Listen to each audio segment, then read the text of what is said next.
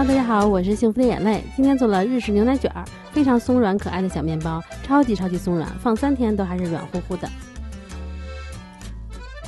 先来做一个烫种，先称好高筋面粉放在碗里，然后牛奶、黄油、盐放在一起，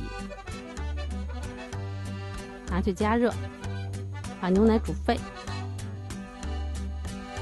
倒在面粉里，快速的搅拌均匀。拌匀以后放冰箱冷藏1晚上，第2天就可以揉面了。第2天除了黄油以外，所有材料放到揉面缸里揉面。我是乔力厨师机，揉面一般是先用3档揉1分钟，然后转5档揉10分钟。揉到这样粗磨的状态就可以放黄油了。放黄油了以后也是先用3档揉，揉到黄油都吸收了，然后再转5档揉，最后揉到手套膜的状态。破洞没有锯齿或者非常少量的锯齿就可以了。面包如果想放3天都松软的话，揉好的面温千万不能超过28度，然后给它放在28度的环境里去发酵，发到2倍大，手指按下轻微回弹就可以了。然后给它平均分成9份，滚圆松弛20分钟。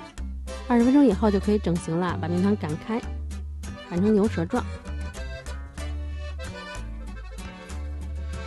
拍掉边上的气泡，然后翻面，翻面以后给它整理成长方形，然后把面对折，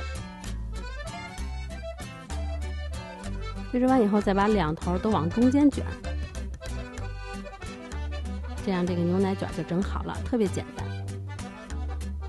这样看有点像如意。然后我是把这9个面团放在28的方形烤盘里发酵，发酵温度不超过38度就行。现在这种天气室温发就可以，给它发到2倍大，然后表面薄薄的筛一层面粉，再在表面割口，割一个 X。发酵的中途千万别忘了预热烤箱哦，烤箱我是上火170度，下火180度预热的，给它放进烤箱的下层，因为我想让它上色不要太深，这样看上去会更软更嫩，所以我是用上火170，下火180烤了15分钟左右。出炉啦，这个上色状态真的非常满意，这个一看感觉就是软软的呀。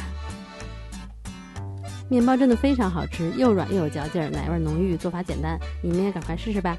做了的小伙伴们评论区交作业哦。如果喜欢我的视频就帮我点个赞吧，我们下个视频再见啦，拜拜。